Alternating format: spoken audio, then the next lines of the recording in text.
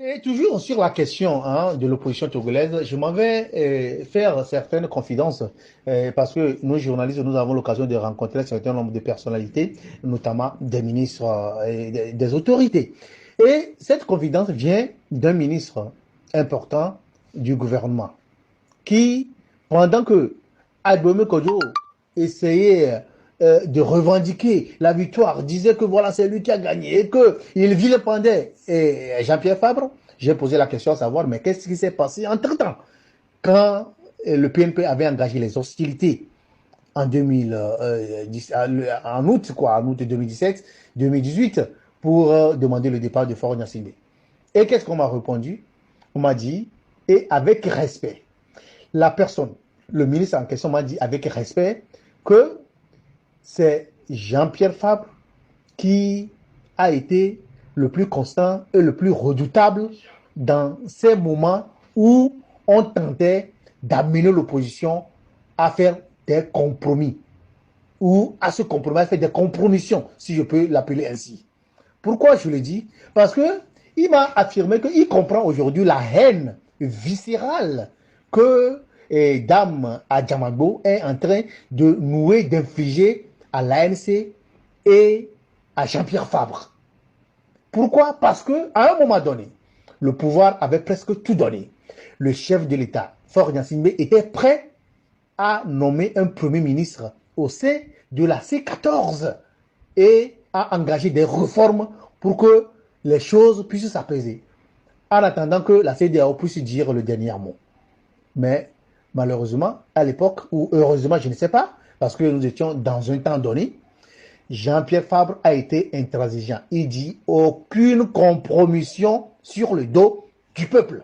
Il avait dit assez clairement. Et il a empêché, il a refusé qu'on puisse nommer un premier ministre au sein de la coalition pour aller avec Faure Gnassingbé à des élections qui seront législatives, locales et présidentielles. Et voilà pourquoi la dame Adjamagbo, qui était la coordinatrice de la C14 et qui, si on devait choisir un premier ministre, c'était elle qui devait être choisie parce que c'est elle qui coordonnait, c'est elle qui était la vedette, c'est elle, à elle qu'on avait confié une certaine responsabilité de pouvoir diriger parce que femme, genre oblige, c'est parce que Jean-Pierre Fabre l'a fait rater ce poste de Premier ministre. J'ai discuté avec elle dans des moments que je ne vais pas préciser. Et je lui ai demandé, je lui ai posé la question à Diamando, avec la situation qui actuellement accule le pouvoir, je pense que très bientôt, vous allez être nommé Premier ministre. Avec une certaine fierté, elle m'a dit, ah, bien entendu, hein, ça c'est évident. Mais je pense qu'on en aura encore beaucoup plus ou beaucoup mieux.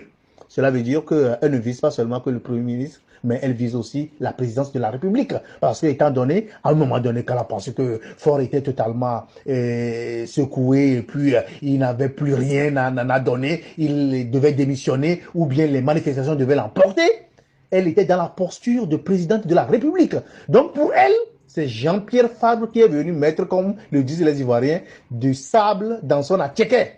Et c'est pourquoi elle a engagé dans cette logique de dynamique Toduro avec Agbome Kodjo des, je sais pas, une campagne d'intoxication, d'insultes, de mensonges à l'endroit de Jean-Pierre Fabre et de l'ANC.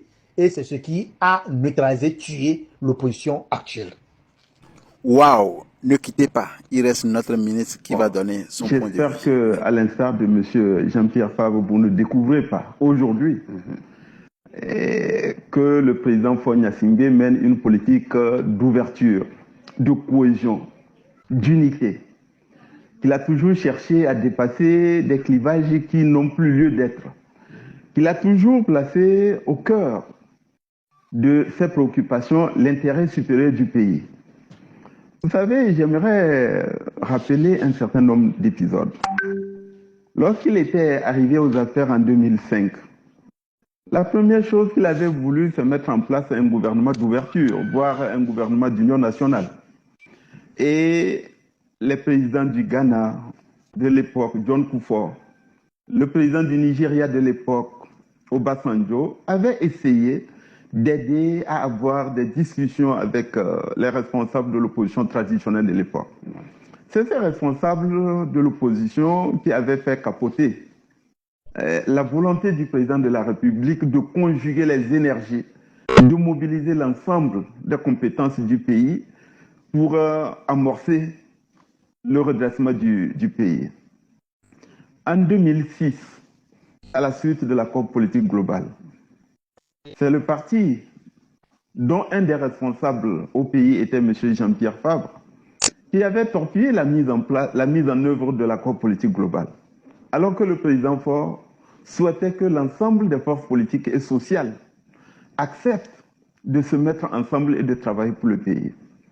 En 2014, c'est M. Jean-Pierre Fabre qui, malgré les efforts d'ouverture, de compromis manifestés par la majorité présidentielle, il souhaitait procéder à une réforme de la Constitution.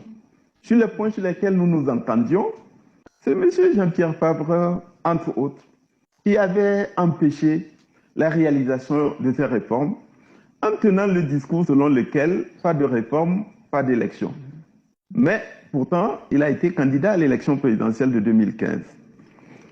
Dans la foulée de cette élection présidentielle de 2015, les présidents ivoiriens Ouattara et le président ghanéen s'étaient rendus au Togo avant la proclamation des résultats pour encourager le président de la République et les forces politiques à accepter de travailler ensemble pour l'intérêt du pays.